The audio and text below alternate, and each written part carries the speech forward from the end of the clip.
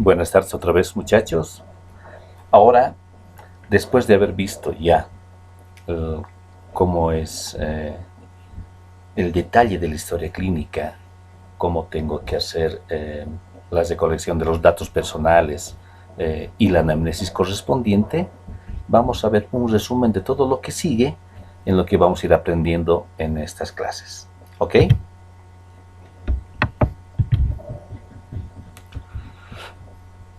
Primero vamos a decir que la anamnesis y el examen clínico van a concluir en un diagnóstico de fisioterapia. O sea, ¿para qué estoy recolectando datos? ¿Para qué estoy haciendo todas esas preguntas? Para poder concluir en un diagnóstico, ¿no? Requiere el empleo de diferentes métodos y herramientas que permitan la recolección de información de forma objetiva y segura, ya que de esto dependerá el tratamiento que posteriormente se establecerá al paciente. Entonces, esta parte es tan importante porque de toda la información que recabe va a depender el tratamiento que yo voy a plantear. ¿Para qué? Para que el paciente se restablezca, ¿ok?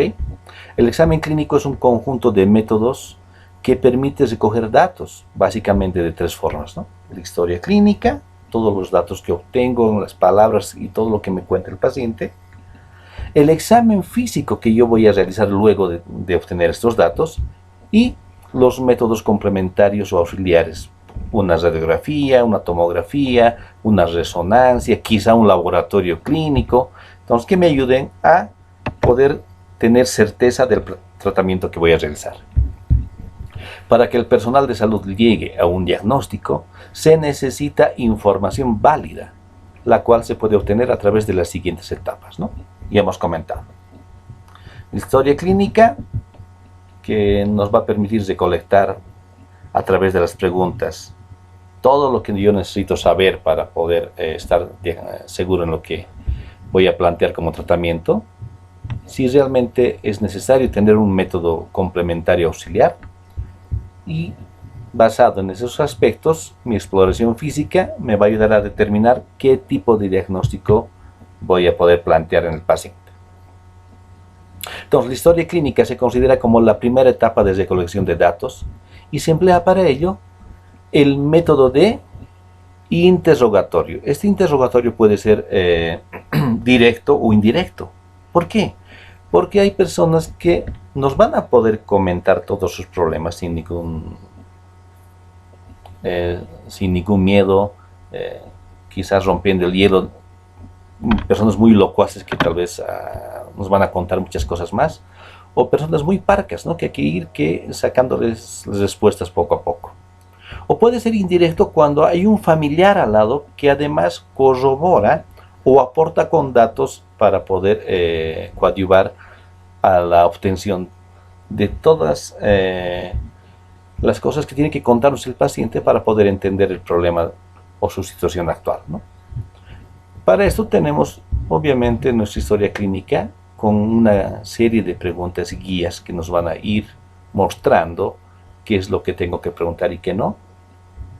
Además, en nuestro campo tendré que valorar patrones funcionales, algún tipo de valoración, si este problema funcional está alterando algún tipo de dominio de actividad, y una valoración puede empezar cefalocaudal, puede empezar por la cabeza, mirando hacia los pies, de manera frontal, de manera un aspecto dorsal, un aspecto lateral, en ciertas actitudes posturales, cuando solamente se para, cuando solamente se pone sedente, o cuando está en decúbito prono o decúbito supino, ¿ok? Entonces, son cosas importantes a tomar en cuenta. El interrogatorio puede ser de dos tipos, ¿no? El directo, pregunta al paciente, o el indirecto, a los familiares, ¿no? Toda información debe contener datos de identificación, antecedentes individuales, perfil del paciente y el estado actual, cómo ha llegado la persona a tu consultorio. Los métodos de diagnóstico que nos van a ayudar a corroborar algún tipo de alteración que pueda haber o algún tipo de complicación que se pueda presentar. Entonces nos permite confirmar el diagnóstico presuntivo que puedo tener ya de inicio, mediante auxiliares de diagnóstico, ¿no? Pueden ser exámenes gráficos, estudios no invasivos, directamente al paciente en gabinetes adecuados. Puedo tomar una huella plantar, por ejemplo, puedo hacer un examen postural, además de tener con equipos ya adecuados, si es necesario y cardiología lo requiere, y yo tengo un paciente que ha pasado por un problema de insuficiencia cardíaca, ha pasado de pronto, se estás restableciendo de un infarto, entonces un electrocardiograma va a ser importante para poder dosificar en METs el esfuerzo que pueda realizar la persona a cada actividad que yo pueda programar. Entonces necesito saber cómo está su corazoncito, algún tipo de pruebas de ultrasonido, en ultrasonido dinámico, por ejemplo, para ver si hay rupturas parciales o totales a nivel de la inserción o el origen de algún tendón, electrocardiogramas, etc. Van a haber algún tipo de examen complementario que sí o sí vas a poder necesitar. La técnica que realices, el tipo de rehabilitación física a la cual tú te dirijas en un momento a desempeñar tu trabajo, además te va a llevar a tener en cuenta también algún tipo de examen complementario que tú tienes que conocerlo, ¿ok? O también exámenes de laboratorio, ¿no? ¿Por qué? Porque si yo tengo un paciente con poliglobulia y presión alta y de pronto tengo que saber dosificar y en cuanto está, si está bajando, si aumenta o disminuye lo que estoy haciendo, en problemas reumáticos, por ejemplo, saber si en su crisis a cuánto se ha subido cierto tipo de resultado que puede tener la persona en este tipo de aspectos. Entonces va a ser muy importante, ¿no? Así como si el ácido úrico se eleva, cuánto se ha elevado para poder sacarlo de un dolor gotoso a mi paciente, o saber en cuánto tiempo tengo que hacer un tipo de movimiento que no puedo hacer en un momento, sí. Entonces va a llegar el caso en que tienes que conocer algunas cosas más que ni siquiera están quizás en el pensum de la universidad, ¿no? Que uno ya por la experiencia, por el conocimiento, el tipo de pacientes a los cuales tú vas a llegar, te va a permitir una autoformación en ese aspecto que sea más que suficiente, ¿no? Te va a ser muy competente. ¿Y qué quiere decir competencia? Quiere decir la capacidad que tienes de resolver un caso complejo. Porque un caso normal lo puedes resolver cualquiera, ¿no? Pero un caso complejo te da una competencia, ¿ok? Entonces nos vamos luego a la exploración física o examen físico, ¿no? Ya hemos pasado el proceso de poder recolectar datos, ya sé qué hacer, qué no hacer.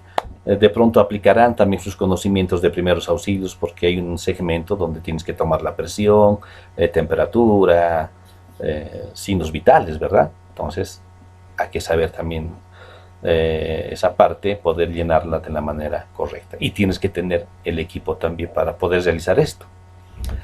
Hemos pasado ya por todas las preguntas, ya tenemos muchos datos. Ahora tengo que ir a la exploración física, tengo que ver al paciente, tengo que medir grados articulares, tengo que medir volúmenes, tengo que medir longitudes, tengo que ir viendo qué limitación trae funcional el problema del paciente, y eso tengo que hacerlo en el examen físico, ¿no? Entonces la exploración física es el examen sistemático del paciente para encontrar evidencia física de capacidad o incapacidad funcional, ¿no? Entonces, ¿cuáles son los objetivos? Confirmar los datos obtenidos en las preguntas que he hecho anteriormente, detectar características físicas normales del paciente, o puede también que haya características anormales, malformaciones congénitas, huesos supernumerarios, costillas supernumerarias, vértebras supernumerarias, de pronto algún tipo de topes articulares que van a ir viendo seguro en otras materias también. Que todos estos conocimientos tienen que estar aquí para poder hacer este examen físico. ¿Ok?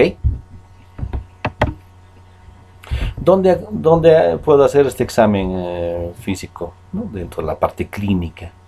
En un consultorio, lo puedo hacer en el hospital o también, como habíamos dicho, en el domicilio del paciente, ¿no? Por condiciones específicas del estado general del paciente, se efectúa durante su estancia en el hospital, si es que está internado. Pero si no, llegará a tu consultorio, a tu gabinete, o te harán llamar para que tú puedas ir al domicilio de la persona. Entonces, en cualquiera de estos lugares tú tienes que aprender a hacer una buena historia clínica, ¿ok? Y si estoy en un lugar, dentro de un hospital, dentro de una clínica privada, incluso en tu consultorio, el mobiliario y equipo, obviamente, dependiendo de lo que vamos a hacer y cómo está dirigido tu trabajo, tiene que tener básicamente lo necesario, ¿no? Además de tus implementos de técnica correspondientes, todo lo que tú puedes hacer en tu ámbito profesional, tiene que haber una mesa de exploración, tiene que haber una báscula, ideal si además tiene su tallímetro, si no, no hay problema, pero báscula sí. Tendrás que tener un escritorio, una lámpara de pie para poder acercar y alejar para ver zonas con más claridad en el paciente, en este caso si que tienen algún tipo de alteración que no se puede percibir normalmente a la luz normal. 3 sillas, ¿por qué? Una va a ser tuya, una para el paciente y una para su posible acompañante, ¿verdad? Tiene que haber siempre un cesto de basura, algún material que tengas que tener, tu tensiómetro, tu fonendoscopio, tu goniómetro, tu cinta métrica, tu lápiz dermográfico, tus historias clínicas, un bolígrafo que escriba, que no estés prestándote del paciente, présteme su bolígrafo, ¿no? Tienes que tener un par por lo menos ahí, y siempre un resaltador o un bolígrafo de otro color, para remarcar cosas que te parecen que no están claras, cosas que te parecen que son importantes, y poder tener toda una gama de elementos que te permitan luego concluir en un diagnóstico correcto. Entonces ya estoy haciendo la inspección, nada más va a ser mirar a la persona, mirar. Si bien ya viste a la persona cómo entra, cómo camina, cómo se sienta, cómo te habla, ahora vas a ver la zona del paciente de la lesión, o si se puede en un tipo de casos con muy poca ropa, toda la actitud postural de la persona, ¿no? Si además mi examen físico incluye evaluación postural porque está afectada la postura, tengo que hacerlo con poca ropa, ¿no? Básicamente top y corto en las damas y solamente un short o corto en los varones, descalzos, sin medias, sin nada. Ideal que tengas un espejo también para poder realizar esta inspección y hacer tus, ¿no?, de frente, de espaldas, laterales y en diferentes posiciones que puedas hacer, si el caso merece. Pero la inspección va a ser siempre la zona a tratar o la zona de la lesión sin ropa, ¿no? Luego de he visto que algo está alterado, tendré que proceder a palpar, ¿no? Palparé si no hay contracturas, no hay algún tipo de malformación, tumor no perceptible, algún edema, cambios de temperatura. Si viene el caso de hacer algún tipo de percusión, lo haré. Luego procederé, si estoy trabajando con un problema que tiene una enfermedad respiratoria o tiene algún tipo de problema circulatorio cardíaco, entonces la auscultación va a ser muy importante, los focos de auscultación. Y para terminar en nuestro campo, en lo que es la fisioterapia en sí, vamos a hacer el estudio del soma, ¿no?, del sistema osteomioarticular, ¿no? Entonces, ahí haré todos mis grados de movimiento, longitudes, volúmenes, postural, valoraré la marcha, tipo de paso, no sé, muchas cosas que, si viene el caso, tendré que hacerlas. Y si es respiratorio, mediré volúmenes de expansión del tórax y algunas cosas más, ¿ok? Entonces, esta inspección es el método de exploración física que se efectúa por medio de la vista. El objetivo es detectar características físicas significativas que no estén dentro de parámetros normales, ¿no? Observar y discriminar en forma precisa los hallazgos anormales en relación con los normales. Y si voy a hacer en un segmento, en un miembro superior o en un miembro inferior, además tendré que hacerlo comparativo con el otro lado, ¿ok? Entonces, la región explorar, primero va a ser local, el lugar donde le molesta a la persona, luego general, porque esta parte local puede influir en la parte general también.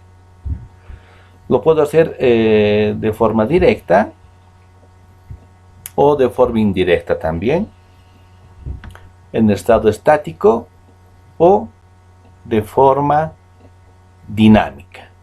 ¿Ok? Entonces tenemos las formas a realizar. Luego el segundo paso, que es la palpación, que va a ser el proceso de examinar el cuerpo utilizando el sentido del tacto. Puedo usar solo los pulpejos de los dedos para seguir trayectos o encontrar puntos dolorosos, o toda la mano para coger una masa o un volumen muscular grande y percibir algún tipo de contractura o algo que limite un movimiento. Entonces, detectar la presencia o ausencia de masas de dolor, temperatura, tono muscular y movimiento, y corroborar los datos obtenidos durante el interrogatorio e inspección. Entonces, si estoy siguiendo paso a paso, tengo datos primero, luego la observación, ahora la palpación, estoy corroborando, descartando algunas cosas que me ha comentado el paciente o que yo he percibido también. Entonces, la forma de realizar igual puede ser directa o indirecta. Puedo hacer una presión superficial, profunda con toda la palma de la mano, o simplemente con el pulpejo de los dedos. Puede ser, como les decía, a través del tacto o a través de toda la palma de la mano. ¿Ok? La percusión es un método de exploración física que consiste en golpear suavemente con la mano o instrumentos cualquier segmento del cuerpo. El objetivo es producir movimientos, dolor y obtener sonidos para determinar la posición, tamaño y densidad de una estructura subyacente. Determinar la cantidad de aire o material sólido de un órgano. Entonces, esto básicamente en el área abdominal, en el tórax, es donde más se realiza algún tipo de examen que involucre la percusión, ¿no? Si es directa, voy a golpear directamente la superficie del cuerpo con los dedos de manera suave, ¿no? Entonces, y poco intensa. Pero si es dígito digital, haré un dedo sobre otro dedito para poder realizar este tipo de percusión. Y puedo también hacer una indirecta cuando hago con el martillo, en el martillito percutor, para conseguir reflejos a nivel osteomusculoarticular. ¿Ok? Y la auscultación es el método de exploración física que se efectúa por medio del oído. El objetivo es valorar ruidos o sonidos producidos en los órganos, ¿no? Contracción cardíaca, soplos cardíacos, peristaltismo intestinal, sonidos pulmonares, además de detectar anomalías en los ruidos o sonidos fisiológicos mencionados. Esta auscultación se puede realizar de manera directa o inmediata, porque yo puedo acercar mi oído directamente a la piel del paciente y tratar de escuchar estos ruidos, o de manera indirecta a través del estetofonendoscopio o el fonendoscopio, el elemento que tú tengas a mano para poder realizar este tipo de examen. ¿Ok? Así que hemos hecho un resumen ya de todo lo que involucra gran parte de lo que es la materia en este semestre, y hemos avanzado una parte, y ahora nos vamos a adentrar poco a poco a lo que es el examen físico. Cualquier consulta, cualquier pregunta, en el chat, por favor.